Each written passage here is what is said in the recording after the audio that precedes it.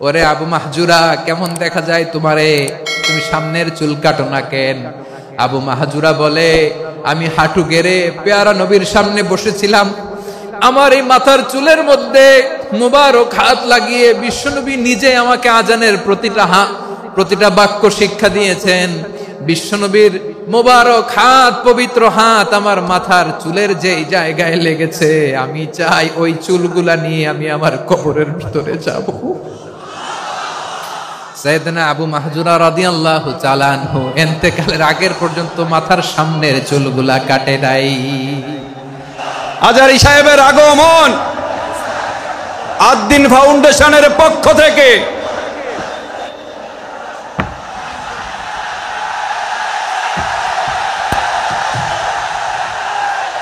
লিল্লাহি তাকবীর, লিল্লাহি তাকবীর। মিজান ভাইয়ের আগমন, শুভেচ্ছা স্বাগতম।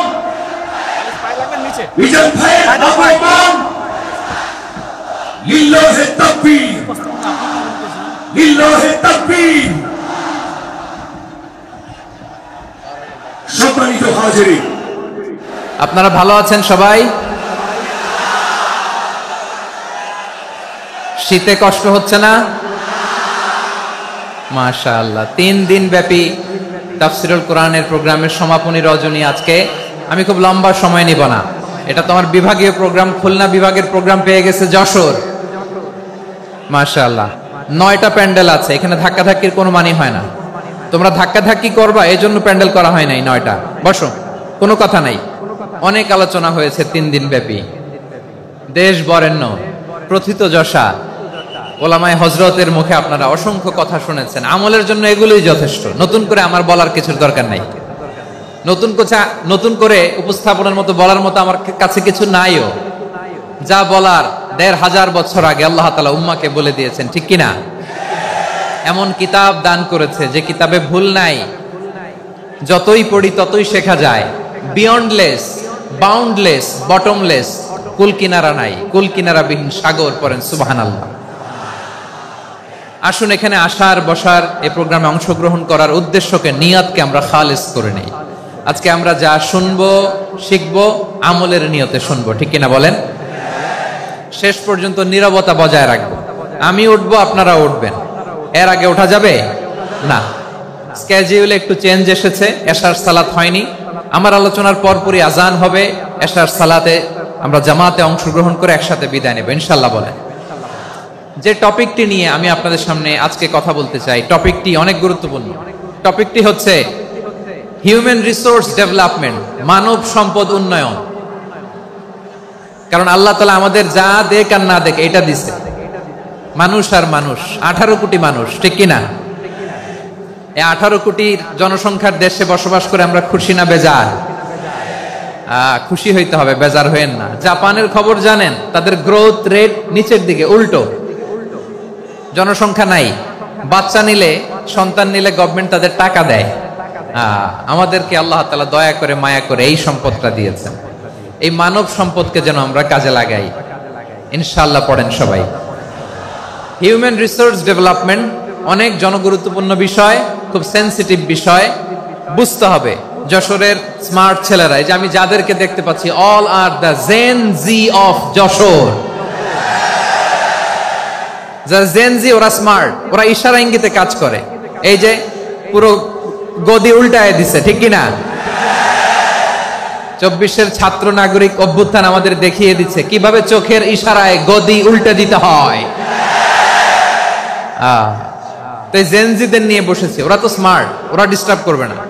মেহরবানি করে আমার সাথে কানেক্ট করো, 1 to 1, brain to brain, eye to eye, eye contact করো আমার সাথে। তাকাও, কষ্ট হলো আমার দিকে তাকাও, আওয়াজ করা যাবে না, আমার দিকে তাকাও। প্রিয় ভাইয়েরা, হিউম্যান রিসোর্স ডেভেলপমেন্টের ব্যাপারে কিছু কথা বলবো। এই যে আমাদের বিশাল জনসংখ্যা, এই জনসংখ্যাকে কি করে জনসম্পদে রূপান্তরিত করা যায় এ ব্যাপারে কথা বলবো। আমি সূরাতু বনী ইসরাইলের 70 নম্বর আয়াত তেলাওয়াত করেছি। এই আয়াতের আলোকে কিছু কথা আমি আপনাদের সামনে বলবো।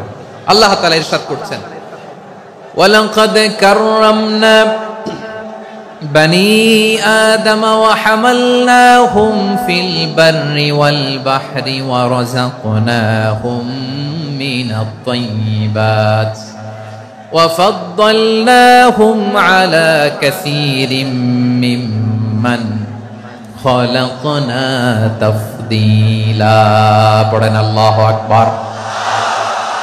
রব্বুল আলামিন বলেন ওয়ালাকাদ কাররামনা বানি আদম, আমি বনি আদমকে সম্মানিত করেছি, বনি আদমকে মর্যাদা দিয়েছি।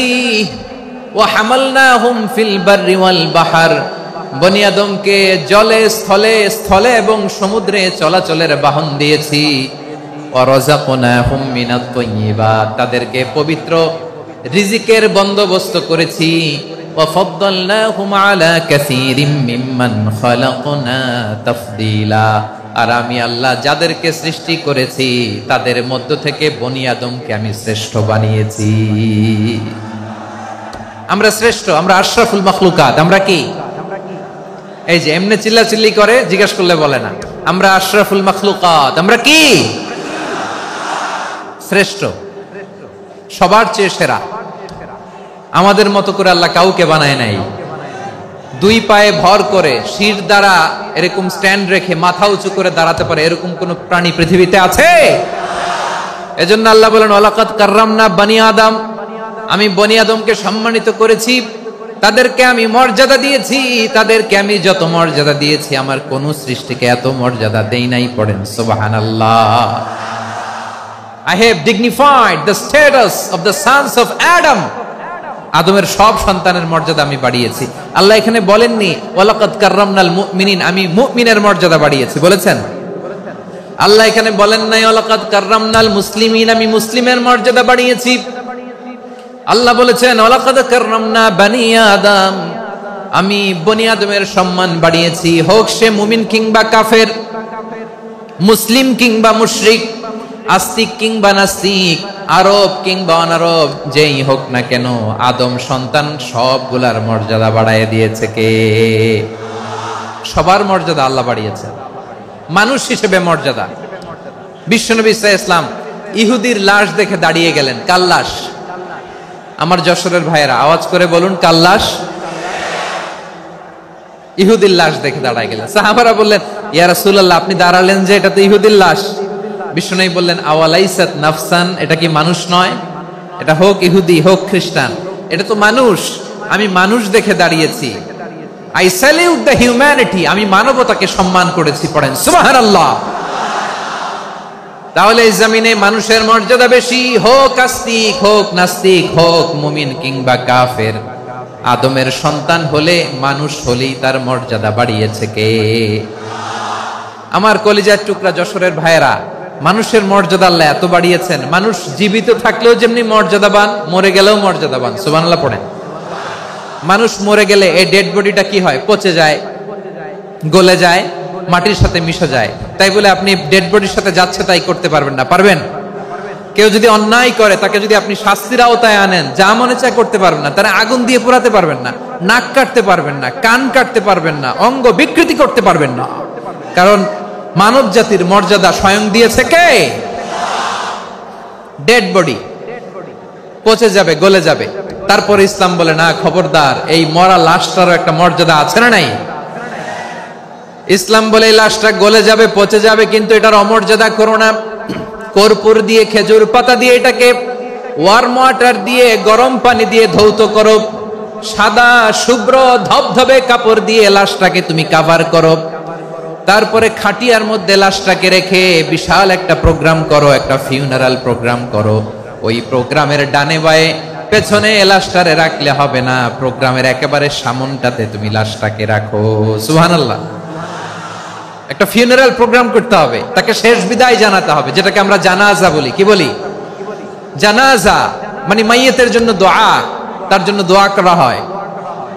তাকে একটা সিস্টেমেটিক অর্ডারে কবরে রাখা হয়, সুন্দরভাবে সেটাকে কবরস্থ করা হয়, মাটি দেয়া হয়, পানি দেয়া হয়। তার মানে মরে গেলেও মানুষের সম্মান বাড়ায় দিয়েছে কে? এজন্য আল্লাহ বললেন ওয়ালাকাদ কাররামনা বানি আদম, বনি আদমের সম্মান মর্যাদা আমি আল্লাহ বাড়িয়ে দিয়েছি। মানুষের সম্মানে তুমি কখনো আঘাত করো না, ঠিক কি না? তাহলে ভাই, প্রথম মেসেজ হচ্ছে the first and foremost message tonight to the people of Jasor. আল্লাহ বলেন, I have dignified the status of son of Adam. আমি বনি আদম সবার মর্যাদা বাড়িয়ে দিয়েছি, হোক আস্তিক নাস্তিক, হোক কাফের কিংবা মুশরিক, তার মর্যাদা বাড়াই দিছে কে? যখন বন্যা হয় আমরা ত্রাণ নিয়ে যাই, আমরা শুধু মুসলমানদেরকে ত্রাণ দেই নাকি? হ্যাঁ, আমরা মুসলমানকেও দেই, অমুসলমানকেও দেই, হিন্দুকেও দেই, বৌদ্ধকেও দেই। যেখানেই মানবতা বিপন্ন সেখানে ইসলামের হেল্পিং হ্যান্ড আছে না নাই? সুবহানাল্লাহ, কি দিন আমরা পেয়েছি, কি বিধান আমরা পেয়েছি। ওয়ালাকাদ কাররামনা বনি আদম, আমি বনি আদমকে সম্মানিত করেছি। এরপর আল্লাহ বললেন, ওয়া হামালনাহুম ফিল বাররি ওয়াল বাহর, মানুষকে স্থলে এবং সমুদ্রে চলাচলের বাহন আমি দিয়েছি। স্থলে কিভাবে চলবে, জলে কিভাবে চলবে, এই বাহনের ব্যবস্থা করেছে কে? এই জেনজি, এই সেমড়া, ইরাম করতেছো কিসের জন্য? হ্যাঁ, ইরাম করলে চলবি? হ্যাঁ, বস বস বস বস, আওয়াজ করতেছো কেন? দিবা না, কথা বলতে দিবা না আমাকে? তো এইটা বুঝি তোমাদের ভালোবাসার নমুনা? তোমাদের ভালোবাসার কারণে যদি আমি কোথাও দাঁড়াতেই না পারি, কোথাও বসতে না পারি, কোথাও দুটা কথা বলতে না পারি, এই ভালোবাসা দিয়ে কি হবে আমার? বরং ঘামতে ঘামতে ঘর্মাক্ত হব, রক্তাক্ত হব। কিন্তু সেন্ট্রাল থেকে, সেন্ট্রালি যে ইনস্ট্রাকশন আসবে, সেই ইনস্ট্রাকশনের এক চুল আমরা ডানে বায়ে যাব না। এইটা গণজাগরণের জন্য এইটা দরকার, ইসলামী বিপ্লবের জন্য এইটা দরকার। তো আধা ঘন্টা ধরে যদি তোমাদেরকে থামানোই না যায়, এই লস্কর দিয়ে আমি কি করব? আল্লাহর ওয়াস্তে নো নো নো স্লোগান, চুপচাপ একেবারে আমার দিকে তাকাও। আল্লাহ বললেন, ওয়া হামালনাহুম ফিল বাররি ওয়াল বাহর, জলে স্থলে আমি চলাচলের যানবাহনের ব্যবস্থা করেছি। আমরা স্থলে ঘোড়ার উপরে চড়ি, উটের উপরে চড়ি, গাড়ির উপরে চড়ি। এই যে গাড়ির ইঞ্জিন বানাইছি আমরা, এটার মেধা দিয়েছে কে? আবার সাগরের মধ্যে আমরা নৌযান, জলযান, বড় বড় জাহাজ দিয়ে এক মহাদেশ থেকে আরেক মহাদেশ যাই, এক দেশ থেকে মালামাল গুলো আরেক দেশে পাঠাই। সাগরের ভেতরে নৌকাগুলোরে ধরে রাখলো কে? ওয়াল ফুলকিল্লাতী তাজরি ফিল বাহরি বিমা ইয়ানফাউন নাস, মানুষের উপকার আছে এরকম সরঞ্জামাদি নিয়ে সাগরের উপরে বিশাল বিশাল জলযানগুলো চলে। এগুলো ডুবে যায় না, কাত হয়ে যায় না, পড়ে যায় না। এগুলোকে স্থিতিস্থাপকতাকে ঠিক করে রাখলো কে? আপনারা জাহাজ দেখেছেন? জাহাজ, হ্যাঁ, বাড়ি চট্টগ্রাম হইলে দেখতে পারতেন। দেখছেন? বিশাল বিশাল জাহাজ, বিশাল জাহাজ মালামাল নিয়ে এক মহাদেশ থেকে আরেক মহাদেশে যায়। গত মাসে আমার জাপান সফর ছিল। এই যে বাংলাদেশে যে গাড়িগুলো চালান, বেশিরভাগ গাড়ি আসে কিন্তু জাপান থেকে। হাজার হাজার গাড়ি একটা জাহাজ বহন করতে পারে, হাজার হাজার গাড়ি। এটাতে সাগরের মধ্যে ভাসাইলো কে? সবাই বলুন, ভাসালো কে? হাজার হাজার গাড়ি নিয়ে জাপানিজ গাড়িগুলো আমাদের চট্টগ্রামের এয়ারপোর্টের বন্দরে ভিড়ে। যুক্তরাষ্ট্রে আমি দেখেছি বিশাল বিশাল জাহাজ। আপনারা টাইটানিক জাহাজের নাম শুনেছেন? টাইটানিকেরও 8 গুণ 10 গুণ বড়। সুবহানাল্লাহ কইবেন না? টাইটানিক জাহাজের 8 গুণ 10 গুণ বড় একটা জাহাজ আছে, আইকন অফ দ্য সি। আমি দেখে এসেছি। রয়্যাল ক্যারিবিয়ান দেখে এসেছি। সাগরের সামনে জেটিতে যখন দাঁড়ালাম, জাহাজটা যখন যায়, আমার মনে হচ্ছে একটা শহর, গোটা শহর, the entire city is floating on the water. পুরো একটা শহর মনে হয় পানির উপর দিয়ে ভেসে যাচ্ছে। পড়েন সুবহানাল্লাহ। এই যে আইকন অফ দ্য সি, এই ক্রুজ, এই জাহাজটা, এটার ভিতরে স্টেডিয়াম আছে। কিসের ভিতরে স্টেডিয়াম? কথা বুঝে নাই বোধহয়। স্টেডিয়াম কিসের ভিতর? সুইমিং পুল আছে, শপিং মল আছে, রেস্টুরেন্ট আছে, ক্লাব আছে, 3000 4000 রুম বিশিষ্ট, কক্ষ বিশিষ্ট হোটেল আছে। এই সবগুলোর নিয়ে এগুলো চলে সাগরের এই দোলার মধ্যে, জলোচ্ছ্বাসের মধ্যে। এই সাগরের ভেতরে এই জাহাজগুলোর ভাষায় রাখছে কে? সূরা আর রহমানে আল্লাহ তাআলা বললেন, ওয়ালাহুল জাওয়ারিল মুনশাআতু ফিল বাহরি কাল আ'লাম ফাবিআইয়ি আলা, সবাই পড়েন ফাবিআইয়ি আলাই রাব্বিকুমা তুকাযযিবান। পাহাড় সম বড় বড় জাহাজগুলো মাল বোঝাই করে সাগরের মধ্যে ভেসে বেড়ায়, এগুলো দিয়ে মালামাল বহন করা যায়, মানুষরা এক দেশ থেকে আরেক দেশে যায়। এই জাহাজগুলোর সাগরের ভেতরে ভাসায় রাখলো কে?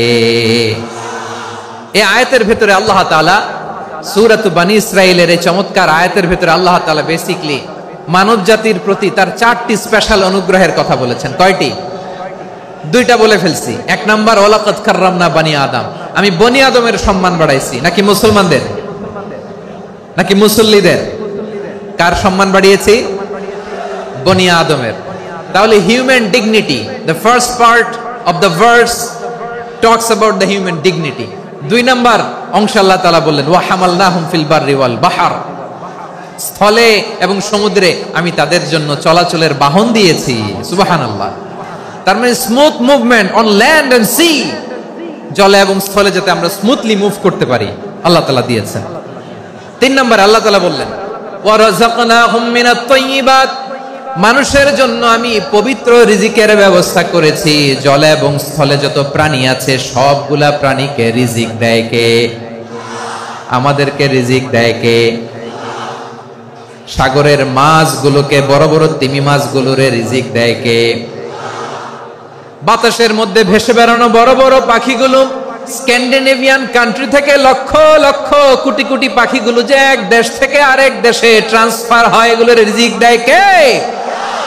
রব্বুল আলামিন বলেন ওয়ামা মিন দাব্বাতিন ফিল আরদি ইল্লা আলাল্লাহি রিজকুহা ওয়া ইয়ালামু মুস্তাকাররাহা ওয়া মুস্তাওদাআহা কুল্লুম ফি কিতাবিম মুবিন। আল্লাহু আকবার। রব্বুল আলামিন বলেন ভূপৃষ্ঠে বিচরণশীল যত প্রাণী আছে সব প্রাণীগুলোকে আমি আল্লাহ আমার নিজের কুদরতে রিজিকের বন্দোবস্ত করি। এই প্রাণীগুলো কোথায় থাকে, কোথায় যায়, সব জায়গায় আমি রিজিক পৌঁছে দেই। রিজিক কেউ দিতে পারে না, রিজিকের মালিক কে? রিজিকের মালিক তিনি আল্লাহ। এজন্য আল্লাহ তাআলা বললেন ওয়া রাযাকনাহুম মিনাত তাইয়্যিবাত। এরপর আল্লাহ বললেন ওয়া ফাদ্দালনাহুম আলা কাসীরিম মিম্মান খালাকনা তাফদীলা। আমি যত প্রাণী সৃষ্টি করেছি সকল প্রাণীর মধ্যে মানুষের মর্যাদা শ্রেষ্ঠত্ব আমি দিয়েছি। সুবহানাল্লাহ পড়েন। তাহলে 1 নম্বরে আল্লাহ বললেন আমি বনি আদমের মর্যাদা বাড়ালাম। এরপরে বললেন স্থলে এবং সমুদ্রে চলাচলের জন্য যানবাহন দিলাম। 3 নম্বরে আল্লাহ বললেন পবিত্র রিজিকের ব্যবস্থা করে দিলাম। এরপরে আল্লাহ বললেন যত প্রাণী আছে, সৃষ্টি আছে, সবগুলার উপরে আমি মানুষকে শ্রেষ্ঠত্ব দিলাম। সুবহানাল্লাহ। তাহলে সবচেয়ে বেশি শ্রেষ্ঠত্ব মানুষের। কার? মানুষের। শুধু তাই নয় প্রিয় ভাইরা, আকাশ এবং জমিনে যা কিছু আছে সবকিছু মানুষের জন্য, মানুষের কল্যাণে, মানুষের প্রয়োজনে, মানুষের বশীভূত করে সৃষ্টি করেছেন কে? রব্বুল আলামিন বলেন হুয়াল্লাযী খালাকা লাকুম মা ফিল আরদি জামিআ। এই জমিনের মধ্যে যা কিছু আমি আল্লাহ সৃষ্টি করেছি সব কিছু আমি মানুষের জন্য সৃষ্টি করেছি। পড়েন সুবহানাল্লাহ। হুয়াল্লাযী খালাকা লাকুম মা ফিল আরদি জামিআ, যা আছে সব আমাদের জন্য, সব আমাদেরকে সার্ভিস দেওয়ার জন্য, আমাদের উপকারের জন্য, আমাদের কল্যাণের জন্য। আওয়াজ করে সবাই পড়ুন আল্লাহু আকবার। অন্য আয়াতে আল্লাহ বললেন ওয়াসাখখারা লাকুম মা ফিস সামাওয়াতি ওয়া মা ফিল আরদি জামিআম মিন ইন্না ফি যালিকা লাআয়াতিন লিকাউমি ইয়াতাফাক্কারুন।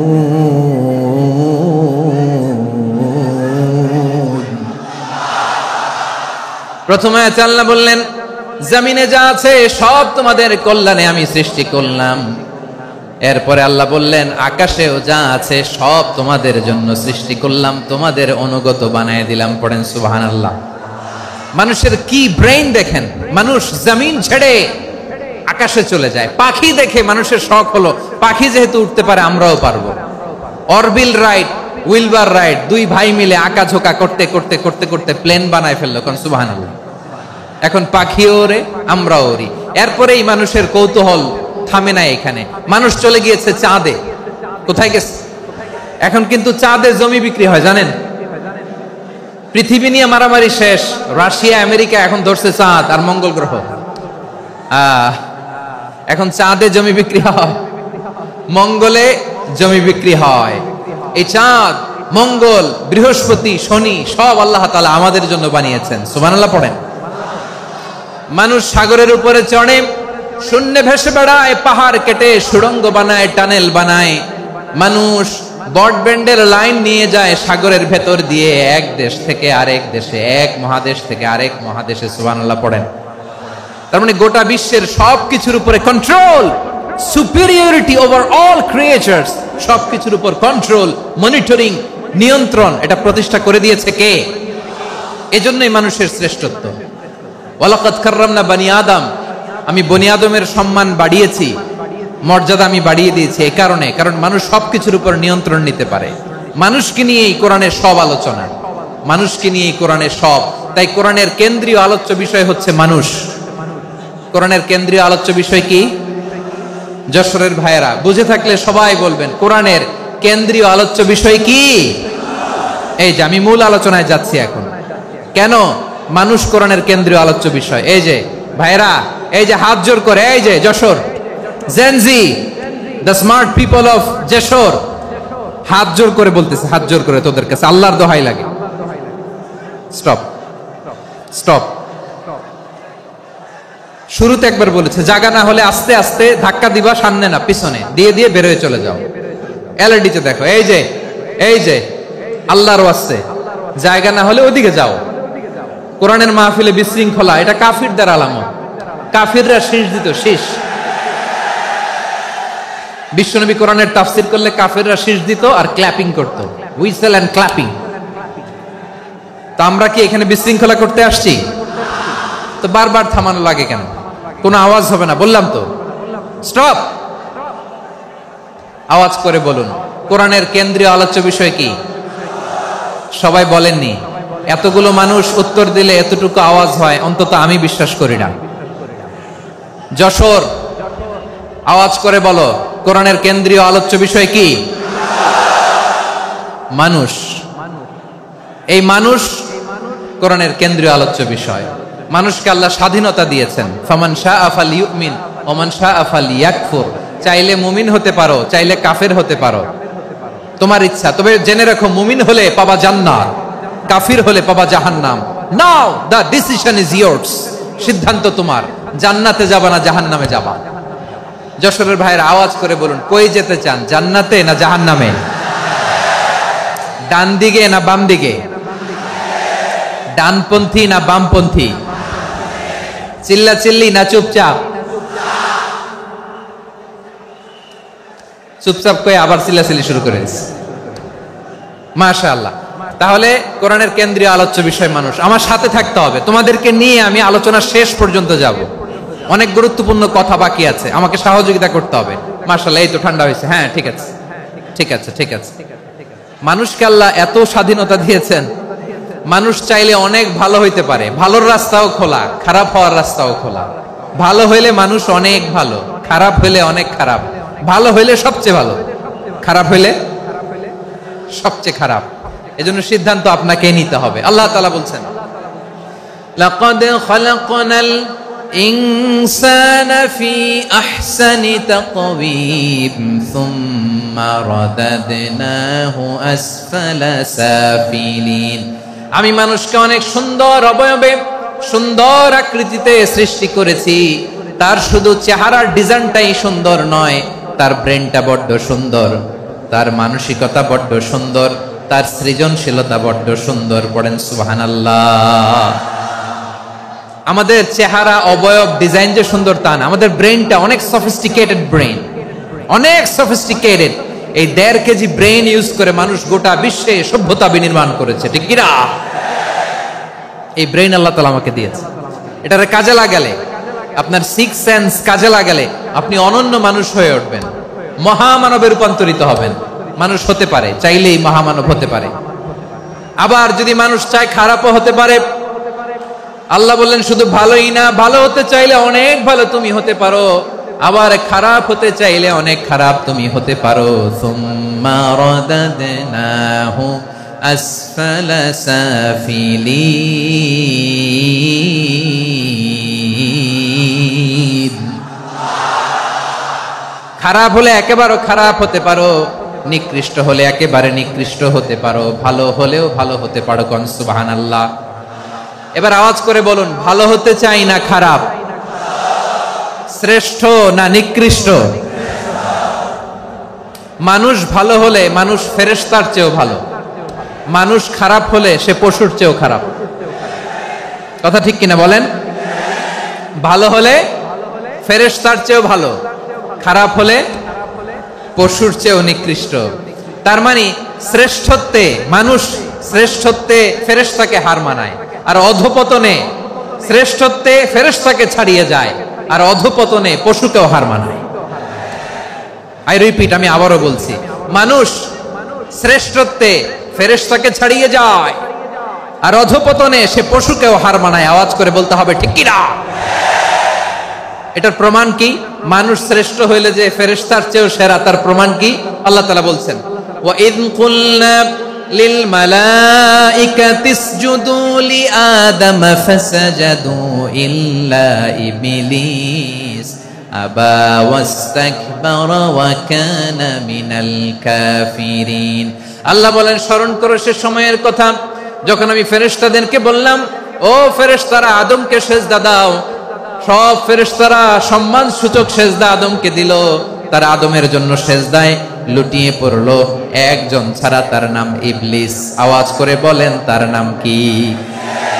সে অহংকার প্রদর্শন করলো, সে কাফের হয়ে গেল, বাকি সব ফেরেশতারা সেজদা দিল। সুবহানাল্লাহ।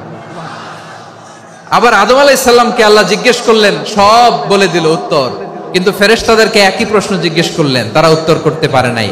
তার মানে এর মধ্য দিয়ে প্রমাণিত হয়, মানুষ ভালো হলে ফেরেশতার চেয়েও ভালো, ফেরেশতার চেয়েও মানুষের মর্যাদা বাড়িয়ে দিয়েছে কে? সব নূরের ফেরেশতা যখন মাটির আদমকে সেজদা দেয়, এটা প্রমাণ করে ফেরেশতার চেয়েও মানুষের মর্যাদা বাড়িয়ে দিয়েছে কে? তুমি মাটির আদমকে প্রথম সৃষ্টি করিয়া ঘোষণা করিয়া দিলে শ্রেষ্ঠ বলিয়া, তাই তো নূরের ফেরেশতা করে আদমকে সেজদা। ঠিক কিনা বলেন? তাই তো নূরের ফেরেশতা করে আদমকে সেজদা, সবার চেয়ে সম্মান দিলে মাটির আদমকে। আল্লাহু আল্লাহু তুমি জাল্লে জালালুহু, শেষ করা তো যায় না গে তোমার গুণগান। পড়েন না? পড়েন। আল্লাহু আল্লাহু তুমি জাল্লে জালালুহু, শেষ করা তো যায় না গে তোমার গুণগান। আল্লাহু আল্লাহু। আল্লাহু আকবার। আদমের মর্যাদা বেশি, মানুষের মর্যাদা বেশি, মানুষ শ্রেষ্ঠ, তার প্রমাণ নূরের ফেরেশতা মাটির আদমকে সেজদা করে। আওয়াজ করে বলেন ঠিক কিনা? তাহলে মানুষ ভালো হলে ফেরেশতার চেয়ে ভালো, আবার মানুষ যদি খারাপ হয় সে পশুর চেয়েও খারাপ, অধপতনে পশুত্বকে হার মানায়। তার প্রমাণ, তার প্রমাণ কি? তার প্রমাণ হচ্ছে যশোরের ভাইরা দেখবেন পত্রিকায় নিউজ পেপারে মাঝে মাঝে এরকম দেখা যায়, এক মানুষ আরেক মানুষকে হত্যা করে 20 টুকরা করে বস্তার ভিতরে ভরেছে। আপনারা এই নিউজ পড়েন নাই না? দেখেন নাই? দেখছেন? মানুষ মানুষকে হত্যা করে কয় টুকরা? জোরে বলেন। এখানেই ক্ষান্ত হয় না, আবার কোথায় ভরছে? বস্তার ভেতরে। আচ্ছা, বুঝে থাকলে আওয়াজ করে বলেন, কোনদিন শুনছেন একটা হাতি আর একটা হাতিকে হত্যা করে 20 টুকরা করছে, এরপরে বস্তার ভিতরে ভরছে? হয়েছে? তাহলে দেখেন, মানুষ যদি খারাপ হয় সে পশুকেও হার মানায়। চিল্লায় বলো ঠিক কিনা?